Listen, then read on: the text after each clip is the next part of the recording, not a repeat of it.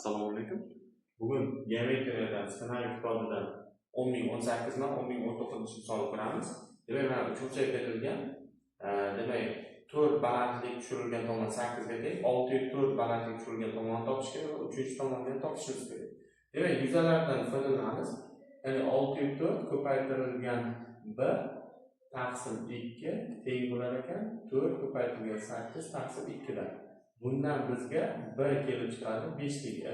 1 5 liga kelib chiqsa, mana bunchalik alfa desam, shu yerdan sinus alfamiz chiqadi. 604 ni 8 ga bo'lsak, bu 0.8 chiqadi. Shundan kosinus alfani 0.6 liga kelib chiqadi. Kosinus alfa 0.6 bo'lsa, a ni o'zi esa iltizosida 8 bilan 5. 64 plus 25 minus 8 kere 40.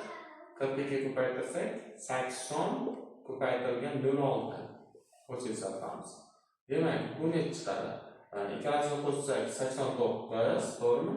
89 ayrilgan 6 kere 8 48.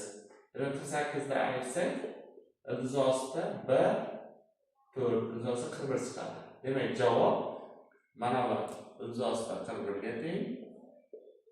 Bu esa 5 ga teng bo'lgan.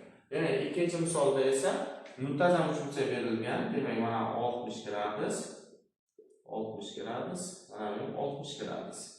Demak, 60 gradus bo'lsa, yuza, uchburchakli yuza u kvadrat bo'lsa, radiusi mana shunga tengligini isbotlashimiz kerak. Bunda mana aylana markazi O bo'lsa, mana aylana markazi mana 3 ta tomon uchlariga o'tkazsak, mana hammasi radius bo'ladi. Radius bo'ladi. Mana bu O nuqta Torricelli nuqtasi, ferma Torricelli nuqtasi deb bilsak ham bo'ladi. Oldingi darslarda ko'rganmiz. 120 gradusdan mana shu yoy tortib turibdi. Demak, mana shu yerdan biz tomonlarni A, B, C desak, S, A, B, C emas, o'sha Q kvadratga teng. Nima qilamiz?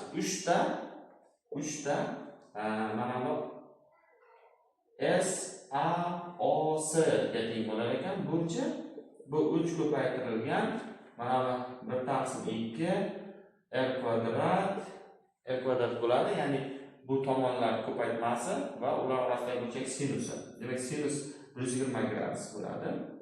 Sinus 120 gradus.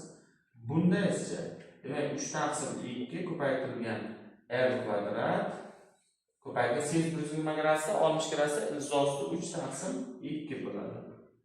Iltizosida 3 taqsim 2 mana shu teng bo'lar ekan Q kvadratga.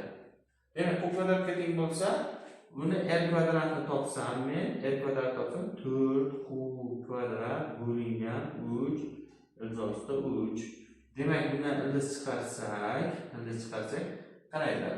Bu 2Q bo'ladi. Mana 2Q keldi.